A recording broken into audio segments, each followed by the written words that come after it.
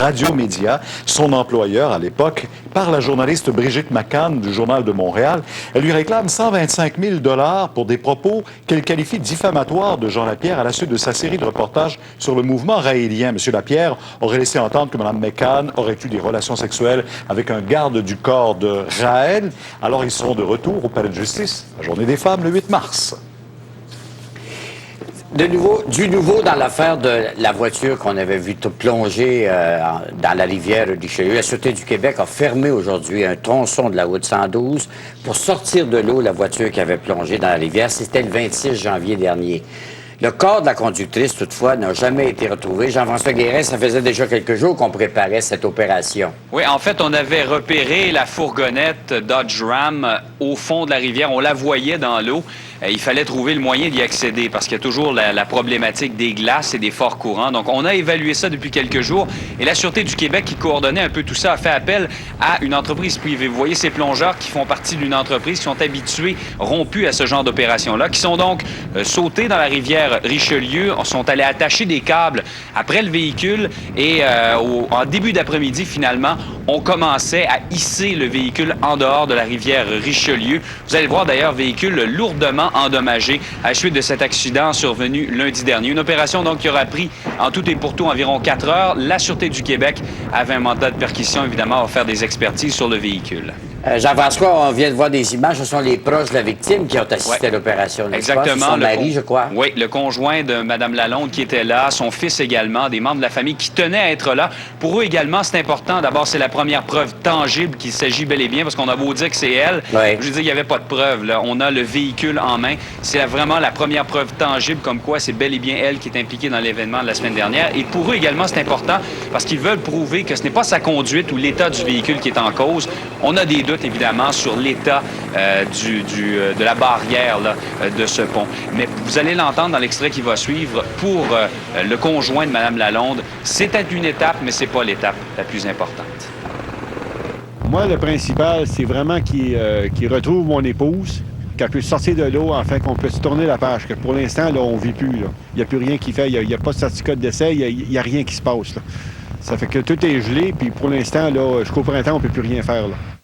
Mais il pourrait y avoir encore des semaines, sinon des mois d'attente angoissante, parce que des recherches en vue de retrouver le corps, ça ne sera pas fait certainement avant le printemps. Merci beaucoup, Jean-François. Je vous en prie.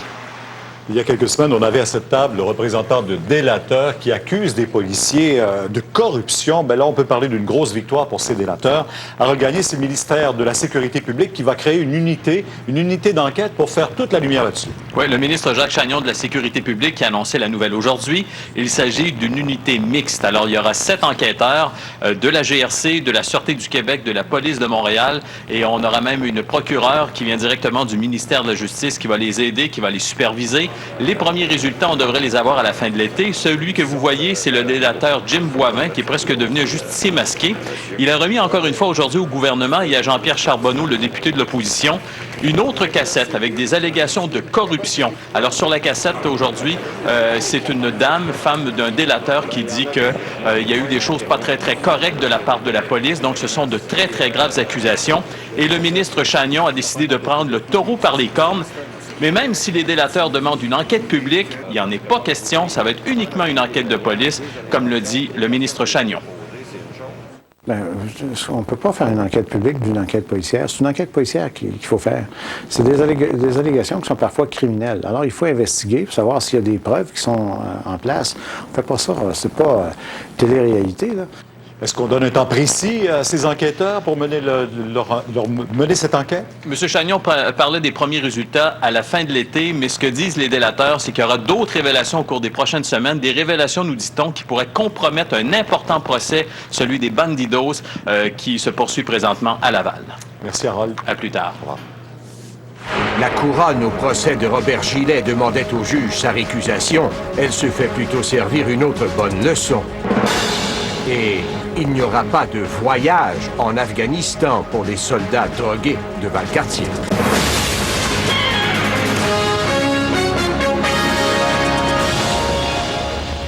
Quoi de neuf, docteur? Qu'est-ce qu'on fait pour prévenir? On essaie de prendre la bonne quantité de calcium, vitamine D ajustée pour l'âge et on essaie de conserver l'activité physique avec des exercices avec poids. Quoi de neuf, docteur est une présentation des centres santé situés chez Loblaws et certains Provigo du Québec. C'est l'heure et d'ailleurs on en parle avec François Charon. Histoire de fille, une présentation des restaurants. Dans le dossier de prostitution juvénile à Québec, le juge Fraser Martin avait tenu des propos assez durs à l'endroit de la Couronne. Assez clair. Assez clair. Et puis, la Couronne avait demandé à ce juge de se récuser. Mais voilà, il refuse de le faire dans le cas de Robert Gillet et des 8 autres présumés clients. En fait, Sophie Bérubé, la Couronne n'a pas réussi à convaincre le juge de sa partialité. Bon, je pense qu'on a un petit problème de son. On va revenir à vous, Sophie, dans quelques instants, le temps qu'on rétablisse la communication sonore. Est-ce que Colette est prête, elle? Oui. Oui, allez-y Oui. donc pour nous parler de cette belle journée qu'on a eue avant que la neige nous revienne. Vous avez très bien su. Écoutez, Pierre, il y a un bon système. Vous le saviez, hier, on en parlait là, du système des pressionnaires qui remonte la côte est américaine. Je vous expliquerai pas vraiment toute la situation puisque c'est un système très complexe qui va se séparer en deux. Et bon, je vous résume ce qui va se passer. La neige devrait commencer demain sur l'extrême sud-ouest du Québec. On parle de bonnes accumulations. Je vous dirais qu'entre midi, vendredi et minuit, il devrait tomber entre 10 et 15 cm de neige. Ce sera venteux. Encore un petit peu de neige pour la fin de semaine. Et là, ce sera plus doux. Tous les détails plus tard. On pourra faire du sport de plein air. Et pourquoi pas? Ben oui. Sophie, la communication est établie avec vous. Alors, parlez-nous de cette décision du juge Fraser Martin de ne pas se retirer du dossier. Dans le fond, le juge est allé un peu dans le même sens que la défense, qui a fait une comparaison intéressante avec le hockey. Comme quoi, ce n'est pas parce qu'un arbitre donne des punitions ou rappelle à l'ordre certains joueurs qu'il est pour autant partial. Et c'est ce que le juge dit. Ce n'est pas parce qu'il a critiqué le travail des policiers de la Couronne en disant qu'ils avaient manqué d'objectivité dans leur enquête qu'il était pour autant partial. Et où la Couronne pensait marquer des points surtout et où elle a échoué, c'est sur l'apparence de partialité en disant que le public qui avait suivi cette affaire-là dans les médias n'aurait plus confiance dans la suite des procédures si c'était Fraser Martin qui restait dans le dossier. Bien, encore une fois, Fraser Martin a répondu que ce n'était pas aux journalistes, aux chroniqueurs judiciaires et à monsieur, madame, tout le monde de déterminer sa partialité, qu'il était capable de le faire et qu'il croyait sincèrement qu'un public bien informé ne douterait pas de sa capacité à présider la suite des procédures dans le cas de Robert Gillet et de 8 autres présumés clients. Alors, ça reprend quand? Bien, le juge était déjà prêt à reprendre du service. Dès demain et lundi, il va entendre une panoplie de requêtes des accusés, dont celle de ceux qui veulent surtout subir leur procès de façon séparée. Alors, on va être au Palais de justice demain matin, encore une fois. On vous suivra, Sophie. Merci. Au revoir. Au revoir. Des adieux déchirants pour une mère dont les enfants sont morts dans un incendie aux allures criminelles. Et la police de Floride détient un suspect, mais cherche toujours la victime.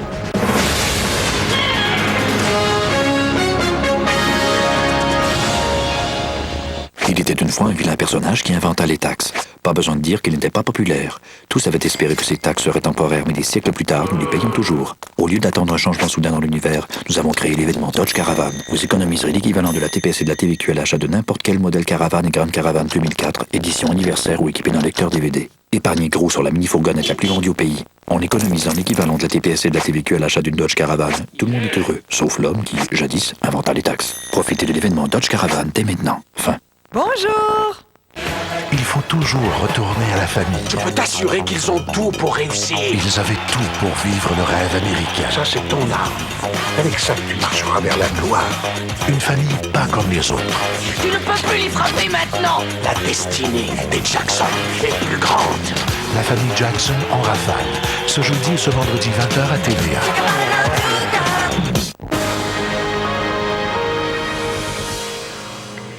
Bien, vous vous souvenez sans doute, Pierre, de cette descente surprise qu'on avait effectuée à la base de Valcartier la semaine dernière, alors que des militaires se préparaient à partir pour l'Afghanistan. Bien, il y a du nouveau. 19 soldats de la base de Valcartier, près de Québec, ont échoué à un test antidopage mené plus tôt cette semaine. La majorité de ce groupe devait rejoindre les troupes en Afghanistan, mais restera finalement au pays. Un test antidopage qui avait été fait sur 29 militaires suite à la découverte d'une petite quantité de stupéfiants en début de semaine. Je joins à Valcartier le capitaine Mario Couture, qui est officier d'affaires publiques du 5e groupe Brigade mécanisée du Canada. Monsieur Couture, quelle drogue a-t-on retrouvé lors de la perquisition, au juste? Nous n'avons aucun détail quant à la drogue qui a été trouvée, ni dans la saisie, ni dans les tests d'urine qui ont été prélevés un peu plus tôt cette semaine. C'est-à-dire que vous n'en connaissez pas la nature? Pas encore, non. Le laboratoire nous a affirmé que les résultats arriveraient possiblement en début de semaine prochaine. Bon, alors, dites-moi quelles sanctions maintenant risquent les militaires qui ont échoué ce test? Bon, écoutez, ça peut aller de l'extrême, le congédiement, ça peut aller les mesures administratives, ça peut être des accusations cour martiale, ça peut être une réhabilitation aussi si on détermine qu'un individu peut être réhabilité, il ne présente pratiquement aucun risque de rechute. Qu'est-ce qui va établir, M. Couture, qu'on aille vers le plus sévère ou le moins sévère? Bien, ça va dépendre du dossier comme tel. Ça va dépendre de ce qui aura été trouvé durant l'enquête. C'est tous ces facteurs-là qui rentrent en ligne de compte. Dites-moi, est-ce que c'était des soldats ou des officiers qui ont échoué le test? Je n'ai pas cette information-là. Tout ce que j'ai, c'est le nombre de tests échoués en vertu du nombre de gens qui ont passé le test. Pour qu'il y ait eu perquisition, il devait y avoir des soupçons. Est-ce que ça se parlait? Est-ce que vous avez des informations à nous communiquer là-dessus? Non, parce qu'en fait, il y avait enquête. C'est de l'information qui avait été passée, qui avait été portée à notre attention. Et basée sur la véracité de l'information et la solidité de la provenance de l'information, le raid a été effectué lundi dernier. Oui, mais c'est quand même pas une procédure courante que de faire des tests antidopage, hein? Bien, ça se fait à l'occasion lorsque les informations sont à l'effet qu'il y a effectivement un risque potentiel élevé là, que des gens utilisent des substances illicites. Mais quand on dit là, 19 sur les 29, l'ampleur doit vous surprendre quand même un peu. Oui, mais il faut mettre en contexte le fait qu'on a ciblé 30 personnes seulement à l'intérieur d'un bataillon qui en compte 600. Oui, mais quand même, ça veut dire que si on regarde la proportion, si vous aviez étendu votre échantillonnage à plusieurs, le chiffre sera encore peut-être plus élevé. Peut-être. Peut-être pas. Mais si demain on se met à dire, et vous voyez des caricatures comme quoi on se la coule douce à Valcartier, c'est le cas de le dire, vous n'en serez pas surpris, j'imagine. Ben, je trouve que ça serait une représentation pas très représentative des quelques 4200 militaires d'ici qui sont déployés aux quatre coins du monde depuis des années. Bon, dernière question. C'est vraiment officiel. Tous ceux qui ont été pris flagrant délit, là, ne partiront pas pour l'Afghanistan. Oui, ça, c'est officiel. Merci beaucoup, M. Couture. Merci, au revoir. À Ottawa, aujourd'hui, c'était les funérailles de ces deux enfants morts vendredi dernier dans l'incendie criminel de leur résidence. Mais là, on m'informe, Claude, qu'il y a eu un incident survenu après la cérémonie religieuse dans un restaurant où il y avait réception des membres de la famille. C'est un homme qui aurait tiré un ou des coups de feu, ce que l'on me dit, et puis une personne aurait été atteinte à la jambe, un homme, et il a ensuite pris la fuite. Alors, on aura d'autres détails à 18h. Notre équipe de CHOT est là-bas. Mais pour revenir sur ces funérailles ce matin, on doit dire que ce sont des centaines de personnes, de nombreux enfants qui ont rendu un dernier hommage aux petites victimes, Cole et Chelsea Rogers, âgés de 7 et 10 ans. L'église était pleine à craquer. Il y avait beaucoup d'émotions. Les gens avaient peine à retenir leurs larmes. Vous vous rappelez 4 personnes qui ont été arrêtées en rapport avec cet incendie, dont l'ex-conjoint de la mère des enfants. Alors, pour les proches des victimes, le drame est très difficile à vivre et on voit même qu'il y a eu des suites aujourd'hui. En Floride, l'individu qui a été arrêté en rapport avec l'enlèvement d'une fillette de 11 ans refuse de collaborer avec la police. Alors, les forces de l'ordre croient que l'homme de 37 ans serait bel et bien celui que l'on voit sur ces images captées par une caméra de surveillance, le montrant avec la jeune fille. L'individu au lourd passé criminel était sorti de prison en janvier 2003 pour possession de drogue. Quant à la jeune fille, elle n'a pas encore été retrouvée. De retour, Claude Charron tente de déterminer la vraie couleur du nouveau candidat libéral dans Outremont. Et puis, quand un ami se noie sous vos yeux, il faut savoir en tirer les bonnes leçons. Les motoneiges, c'est grisant faire ça, c'est le fun, c'est plaisant. Mais ce qu'on ne sait pas, c'est qu'il peut arriver des drames avec ça.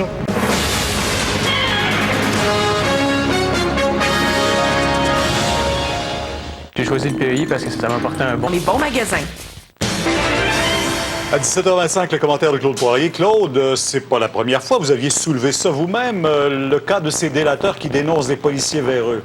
Oui, et moi, je pense que c'est une bonne décision aujourd'hui. On sait que le ministre de la Sécurité publique avait dit en Chambre, il y a quelque temps, avant les fêtes, à une question du critique en matière de justice du Parti québécois, Jean-Pierre Charbonneau, c'était exact qu'il avait reçu des cassettes et que dans ces cassettes-là, il y avait des déclarations faites des anciens délateurs, des témoins, ce qu'on appelle les témoins spéciaux du gouvernement. Le ministre avait dit oui, qu'il avait demandé à la Sûreté du Québec de faire enquête. Il y a quelques jours, on apprenait que la Sûreté du Québec n'avait pas écouté ces bandes-là. Alors aujourd'hui, il était coincé, même s'il a mis Maître Boisvert faire pour faire enquête sur cette affaire. Il a annoncé la création d'une escouade régionale mixte qui va avoir pour mandat d'enquêter sur les déclarations sur bande qui a été faites par certaines personnes qui ont déjà travaillé, entre guillemets, pour le ministère de la Justice comme témoins délateurs ou témoins spéciaux du gouvernement.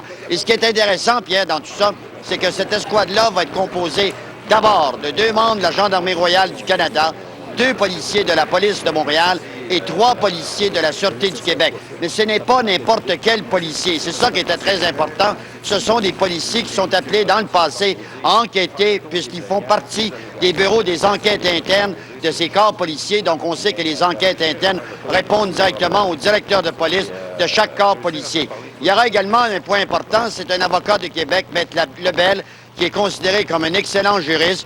Maître Lebel est au ministère de la Justice. Lui, il va conseiller ces gens-là. Je sais que le groupe de Jim Boivin voudrait une commission d'enquête publique. Je suis de ceux qui pensent qu'on doit peut-être aller publiquement. Mais déjà, il y a un grand pas de fait parce que s'il y a des policiers qui ont posé des gestes tels que dénoncés par d'anciens délateurs, ces gens-là doivent faire face à la musique. On verra ce que ça va donner. J'espère que ça ne prendra pas 6 mois avant d'avoir un résultat, Pierre. Merci, Claude. Au revoir, Pierre.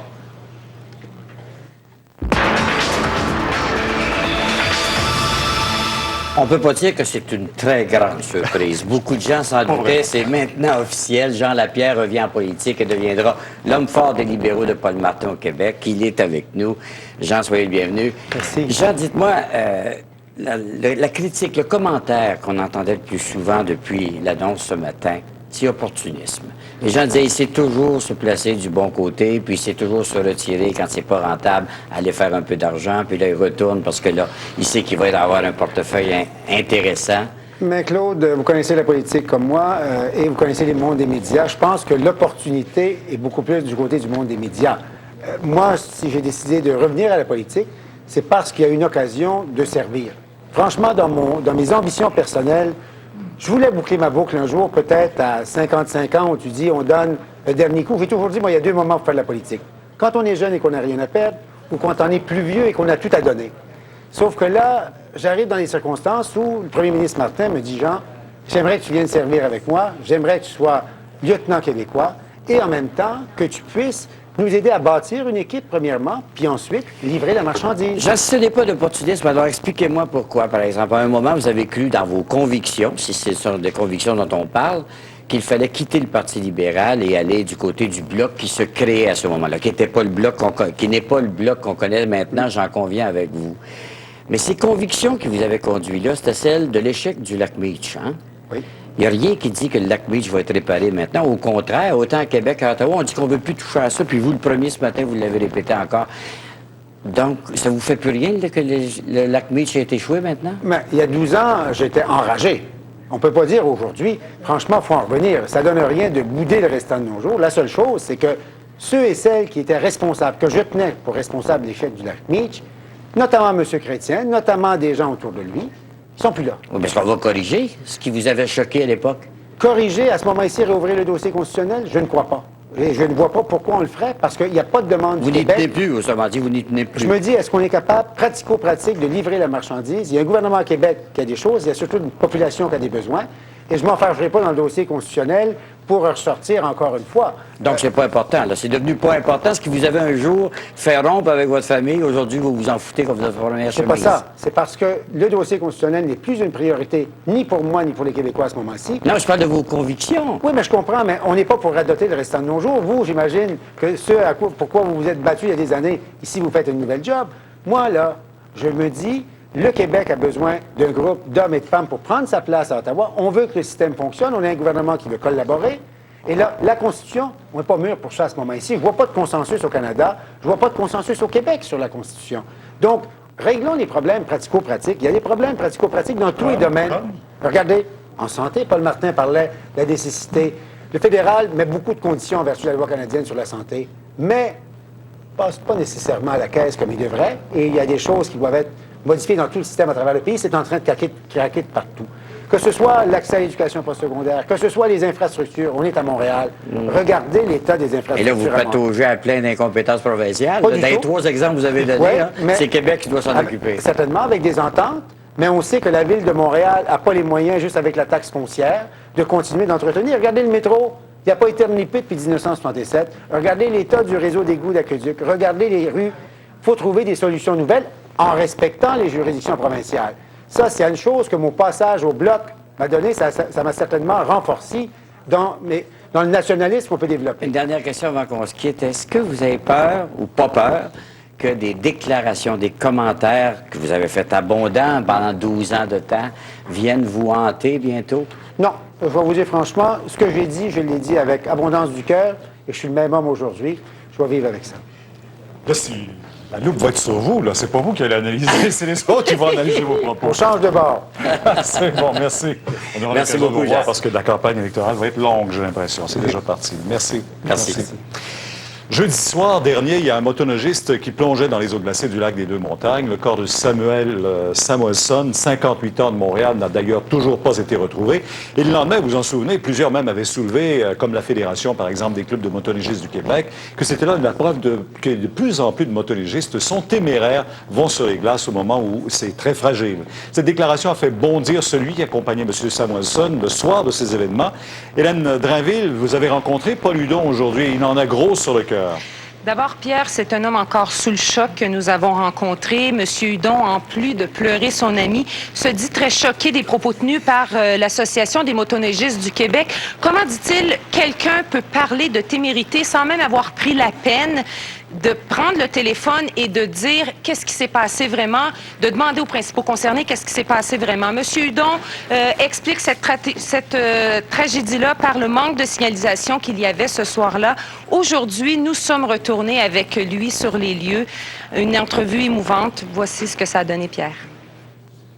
Le chemin, là, il s'en va par là, puis après ça, il bifurque par là. Okay. Parce que le pont des Lots, tout à l'autre bout.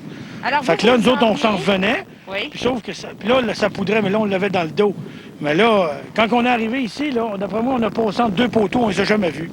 Alors, vous auriez dû tourner dans cette direction-là. En plein ça. Ce que vous avez fait, c'est que vous avez continué. On a dit à mon chum, j'ai dit, Sam, on va y aller tranquillement, parce que là, on est fourré. Puis là, à un moment donné, je l'ai vu, là, pas clencher, mais il a accéléré. J'ai dit, ta bois, il s'est reconnu.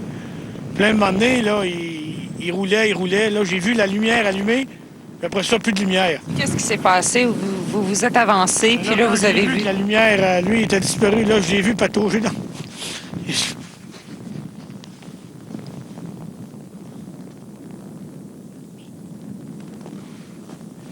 vu patauger dans l'eau. Il se débattait.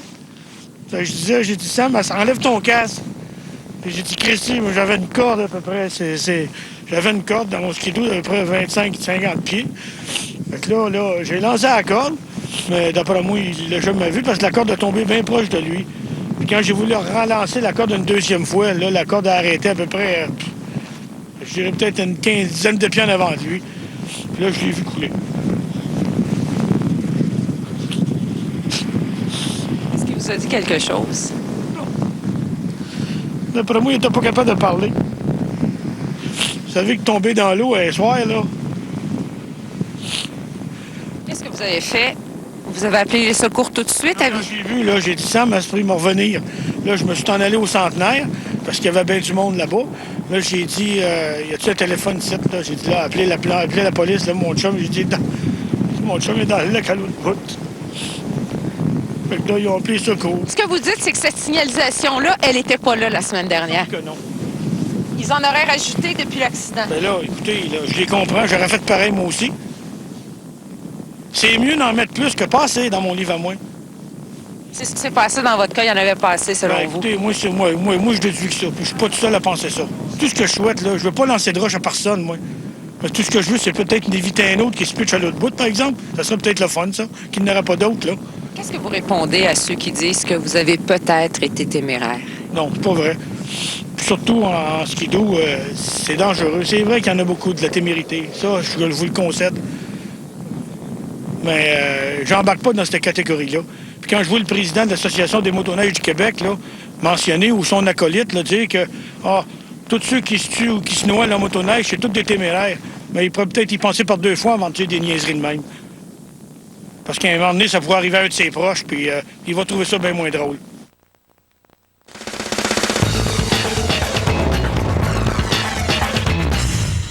Un témoignage qui fait réfléchir, Annie.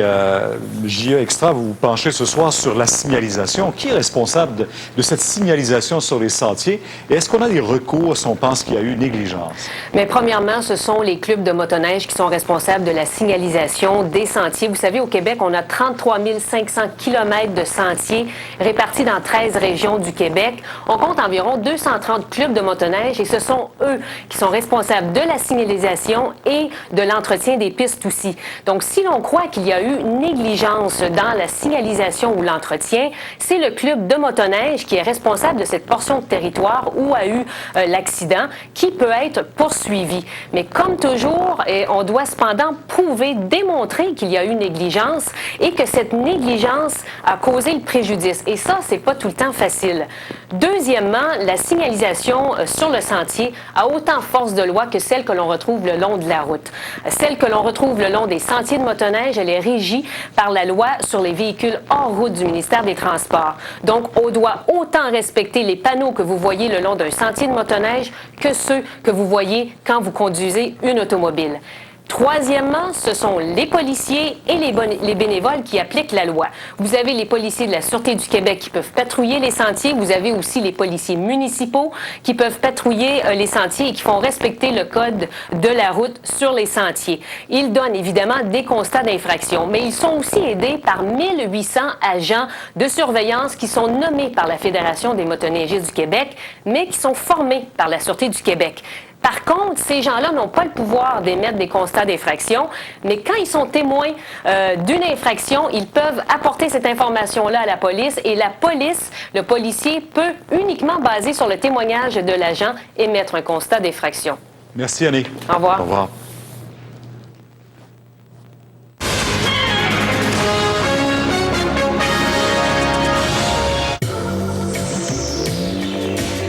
De passion, de sensualité, de plaisir.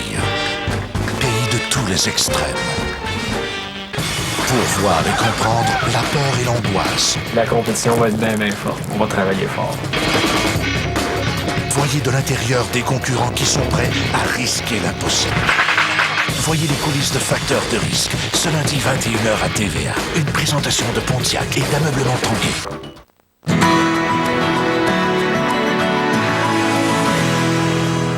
Paul Martin se réjouissait aujourd'hui du retour au Parti libéral de Jean Lapierre. Pas je suis, d'ailleurs, il y avait des militants libéraux à la conférence de presse ce matin, Pierre, où je suis allé pour voir, parce que, comme je disais tantôt, c'était pas une grande surprise. Alors, Jean Lapierre, vous venez de le voir peut-être à l'instant, était tiré à 4 épingles, pas un poil qui retroussait.